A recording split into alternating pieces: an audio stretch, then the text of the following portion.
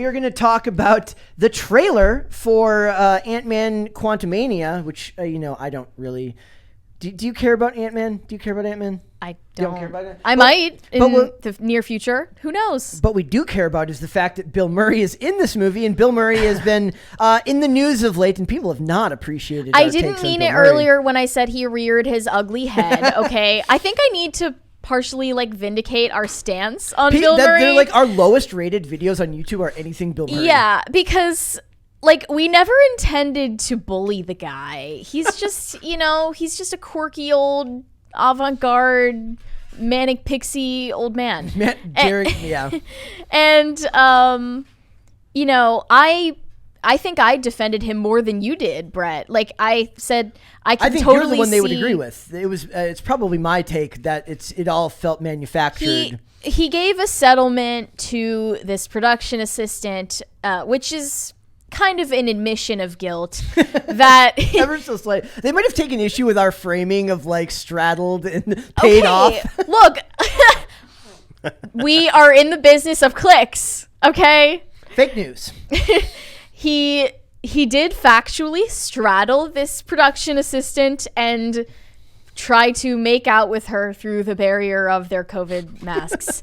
And I said, I can totally understand from his deranged old wizard brain perspective how that would be funny, because he's cracking a joke at his own expense for being old and out of touch and sexless. He's also cracking a joke at the expense of overreaching COVID protocols that are enforced on film sets, especially at the time that this happened. And he probably had no idea that she had a problem with this until later on. And they reference Gina Davis and the issue with the personal massager during the ad. The rest of it, I will say, he likely has a temper problem. Yeah. Okay?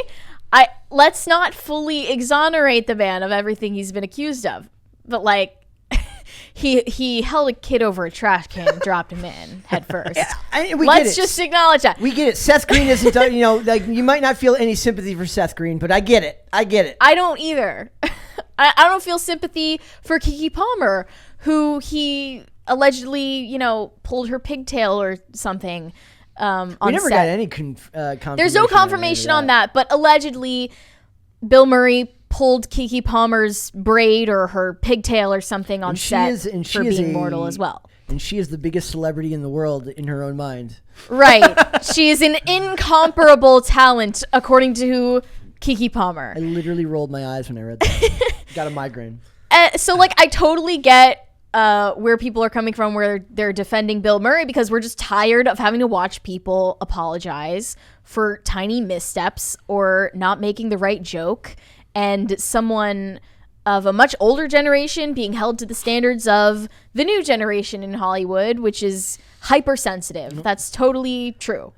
Let's look at this. That being said, so this is from Fandom Wire, and it says worst possible time for Bill Murray to enter the MCU. Fans disgusted to see Bill Murray, who faces allegations of abuse in the Ant-Man 3 trailer. Give me a break. What was the reasoning though behind putting him in the trailer? Because I don't think this would be good timing to show that he's in the movie. Isn't he a smaller role too? I looked up his character; it's pretty small. Yeah, it's only been in one comic before this. So here's some of the takes. It says worst possible time for Bill Murray to enter the MCU.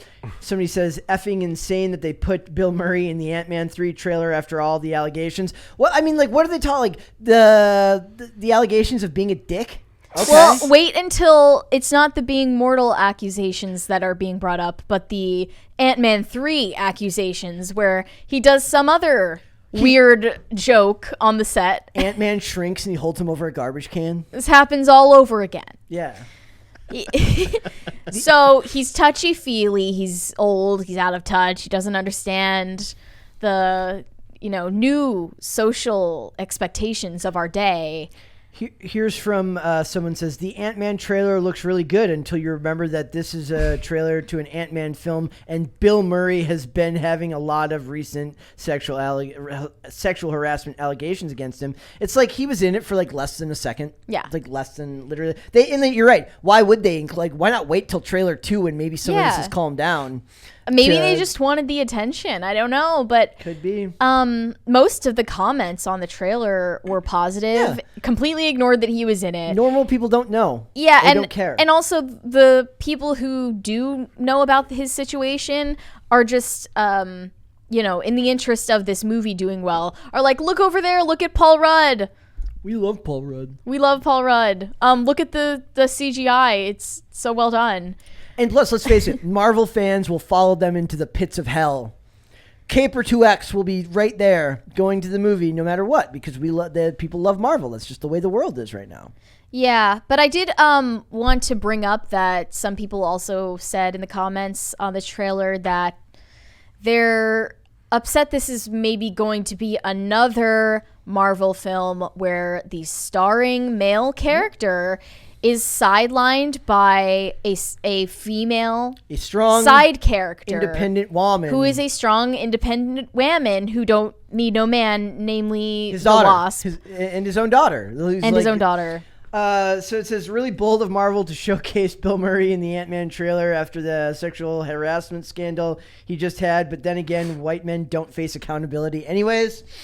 Was that... The funny thing is, I don't remember anywhere in the phrasing did they use the language sexual harassment allegations. They just kind of described what happened in the situation. Yeah, this isn't much of a surprise anyway if you've been paying attention, because it was already reported that he would be in this movie. Yeah. Just not a lot of people remembered, and then you just see his face pop up in the trailer and you're like, oh, no. I love the casual racism. It's the funniest part. They're just like, it's fine. They never, did the same thing hold true for Aziz Ansari? Did they say the same thing to him when he got a directing role? Where they then again... I don't know where is he. He's American, I guess, but is he Indian American? Does he not face consequences because he's male? Aziz Ansari? Yeah, remember, because he got to make a movie. He got to direct a movie. Well, that Bill Murray got shut down. The mistake that Aziz Ansari made was, I guess, having an awkward date. But they will phrase not the same thing as... Oh, yeah. They framed it as... Yeah, they framed it unfairly, but also, in hindsight, people realized he was unfairly maligned and that misconduct label was being used way too generously. I don't know I think he just waited it out. I don't think people realized anything. I think he waited it out, and then he banked on a majority of people being like, who the hell is Aziz Ansari? Yeah. They just didn't know who he was. Really? I thought that a lot of people knew him from stand-up comedy. And stand-up fans Silicon of comedy Valley. did. Yeah. But so it's just... I thought it was interesting mostly because they could have just left him out and then just put him in trailer 2 and all. Maybe they're planning because there's going to be worse. They know that more allegations are coming or something, and they're just like, well, we better just soften the blow by getting this out of the way now. Here's some bad comments on the trailer. Marvel really is dead after Endgame. The CGI, not surprised. Marvel is going downhill. That's bruh. Just one that says bruh. Bruh. That's Bill effing Murray. Let's be real here, guys. This isn't going to be good. Looks like Multiverse of Madness reskin. Another thing, Doctor Strange was sidelined in his own film by America Chavez and Wanda. And then in Thor Love and Thunder, he was sidelined by Jane Foster. Yep. It's just... They're rolling out all of these female characters in a franchise that is supposedly... with a male character at the helm, right? Well, yeah. Those are women. Women can't make big budget movies on their own. It's insulting to both sides. Let's face it. You're insulting the women who are in the franchise because you say they can't succeed on their own in their own movies, and you're insulting the male characters that they can't have the recognition that they deserve having their own franchise. They should have a scene in one of them where one of the women opens a pickle jar for Ant-Man. and he can't just make it as on the nose as possible. Like I said, women, everyone knows that no one would go see a movie with a woman in the lead. That's crazy. Someone said, based on my deduction skills of what's been happening in the MCU so far, this story is going to be about how his daughter and all the girls save the day, and at the end, Ant-Man screws it up by making a deal with Kang. Or no, he'll at the end, they'll save him at the end of the movie. He'll try to save the day. the comment said that let's hope it's better than Thor, and then someone responded, Thor was great, and then the next person said, insert goat scream number 27 here as a response. And then they were like, that wasn't a bad thing. Like, I mean, one too many goat screams, and I was just like, done. I just, it does boggle my mind that they can't find a way to just market like a female-led movie that people actually want to see, because they don't know how to market. Thank you. They know how to market male characters. They don't know how to market female characters. Well, as soon as you make it about woman power, like they did with Captain Marvel, or even worse, emotional blackmail like weird blackmail where they're like, well, if you don't go see this, you're not gonna understand what happens in Endgame, which everyone was stupid enough to believe, unfortunately. And then people feel like everything that's come after Endgame has just been filler content, and they're hoping that this is going to be an exception. And I don't know if that's going to live up to their expectations. Actually, that brings me up to, I want to talk about something else. I want to talk about the fact that I found this article that says that if Phase 4 is the beginning of the end for the MCU, the numbers say otherwise. So basically they're saying that, like, what is it? Is it really the end of the line because the interest seems to be waning, supposedly? And then they're saying that's not true. Okay, so but what comes next? Exactly. So it says Marvel fatigue has been looming over Disney for some time now, but the entertainment empire has done their best to retain audience engagement and critical acclaim throughout Phase 4 of the Marvel Cinematic Universe. Despite some misses, the average Rotten Tomatoes rating, well, that's your first problem, and I'm going to point that out here, for the franchise's most recent productions are largely positive. Then they go down here and there's this clip from Culture Crave, and it shows you their top Rotten Tomato scores. What do you think that the problem with this is? It's the critic scores. It's the critic score. It is not the audience score. The funny part about this is the audience scores are in general high. They're not like Marvel fans are gonna Marvel fan. They're gonna like what they like. But it's a self-sustaining organism. This shows a fundamental misunderstanding of what the problem is. So they say, like, apparently the numbers tell them that Marvel isn't in trouble. Well, we have this article from a while back from Insider that says all 28 Marvel Cinematic Universe movies ranked by how much money they made at the global box office. What you will notice is that almost all of Phase 4 movies are very near the bottom here. So we've got Black Widow, number 26. We've got Eternals, number 25. We've got Shang-Chi, number 24. So you go all the way down here. Ant-Man and the Wasp, number 20. Of the top 10, only one is from Phase 4, and that's Spider-Man No Way Home, which isn't even a Marvel movie. It's a Sony movie, so they didn't keep all the money there. So we've got Captain Marvel. That was from the end of Phase 3, right? From Phase 3, right before Endgame. So you go down this list here. The interest isn't in the newer stuff. All of these movies that make money are either Avengers movies, a Spider-Man movie, which, like I said, they don't get to keep all the money of, and Sony has a lot of say over what happens to that character. The rest of it is all other phases, and we've yet to see how an Avengers movie will fare without the likes of Tony Stark or Captain America. I guess you'd have Thor still, but you don't have those big draws that were part of those first three phases. I don't buy that the interest is any lower. I do believe that their natural desire to ruin the formula that works so well for them is causing them problems. Meaning, like, when you make Eternals, nobody cares. Like, even that one, that's like the lowest one rated from fans and critics. It's only at 45% from critics. Critics hated that movie. We've got that. And then also remember, we have fatigue because there's 900 TV shows that come out every 3 months. That apparently you need to watch in order to understand what's going on in the movies, which is also ridiculous because it's not the same production value. Yeah. Do you watch the movies?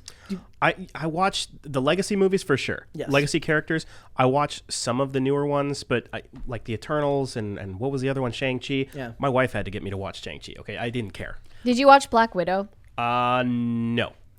I watched Black Widow, and when she was like fighting that villain Dreykov, it felt like she was like fighting an executive at Fox News. It's also really funny too because that was like one of the more egregious early examples or recent examples, like gender swapping Taskmaster, which you just knew they were going to do. But that's like what they did in that movie. Yeah, and it's also really funny too because it's very clearly a male stunt double, and then she just immediately shrinks when they finally, yeah. Nobody liked Eternals. Nobody liked the Black Widow movie, not because it's a woman, but because they made it 5 years too late when they should have capitalized on the popularity of both Scarlett Johansson and of Natasha right after Iron Man 2. Florence Pugh? No, of Scarlett Johansson's character, Natasha Romanoff. Oh, okay. Not Elena. So it just makes no sense that they say that the interest isn't waning, because when I see interest, I think of like the TV shows are less of a commitment. You pay for your $8.99 Disney Plus subscription or whatever it costs now. It might be more than that now, but you pay for that and then you get subjected to 9,000 articles about these shows. Well, they come out week to week, but with the movies, they just kind of come and go. Does anybody remember anything about Shang-Chi? I don't. No, but do you need to? I don't remember anything about Shang-Chi. I remember seeing some really bad CGI graffiti at the end of the movie in the final scene, and I remember Awkwafina being slightly less annoying than usual. Like, she was my favorite part of that movie, and that's not a good sign. When Awkwafina is the best part of your movie, that's not a good sign. I think the only thing I remember about Shang-Chi was the fact that the villain was the guy from Iron Man 3. He was supposed to be who Iron Man 3's villain was. Yeah. That's all I remembered. Yeah. And then also Eternals, I remember the world's most boring sex scene in the history of boring. Feels like a sex scene does not fit in the MCU. No, it doesn't belong in there. And also I remember like Angelina Jolie literally carrying the movie on her back by having like more charisma than literally every other actor in the movie combined. Now they're bringing in Harrison Ford. Yeah, to play. Why does everyone want to be a part of it? The thing sucks. Why do you want to be a part of it? That's actually a good question. Like for bigger celebrities. Why does Christian Bale want to be a part of this mess? I mean, a lot of them, he's like, didn't he say like a lot of them, the go-to excuse, remember how we were talking about Bill Murray not long ago, about like, what's the Hollywood saying? It's like, my kids told me I have to be in an MCU movie, so I agreed to do it. They all say something like that. They're like, I was going to turn it down, but then my son was like, you have to be in an MCU movie, Dad. And it's like, that conversation never ever happened, because I don't even feel like Marvel is that relevant to young people right now. They find it's relevant to the people who are already fans of the comic books. They're like, how old's your son? 12, 13? He's like 25. Yeah. It just isn't for kids as it was in the past. Yeah. So how do they bring this back? How do they save this? If they were going to save it, how do they save it? Well, someone suggested in the comments on the trailer as well that if they're bringing Kang as a major focus this early, they're addressing the issue that villains never get to come back and be built up. And hopefully the MCU won't feel so sprawling and aimless like it has been. It does always feel sprawling and aimless too. That is a problem. Yeah. So I mean, more focus on villains. Marvel doesn't have the best track record with villains. They got Thanos right. They got Killmonger right. What else? Maybe the chat can tell me. What's another Marvel villain that they managed to do not horribly? Was Ultron? No, Ultron. Other than being voiced by James Spader, who's awesome. Like, I don't think that movie's really that highly regarded. I can't think of another. I guess I kind of liked Zemo in Captain America Civil War, but he was also far less important because it was less about having like a united villain and more about them feuding. And obviously Bucky in the Winter Soldier, but that's not the same thing either.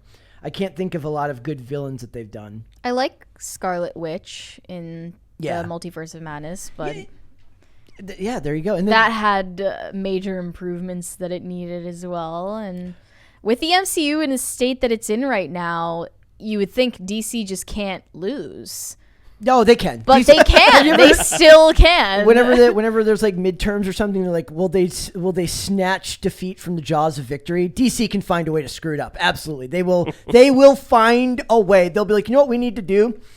Let's hire Rian Johnson. And then we'll be screwed because we'll have to get a Rian Johnson DC movie that nobody will want to see.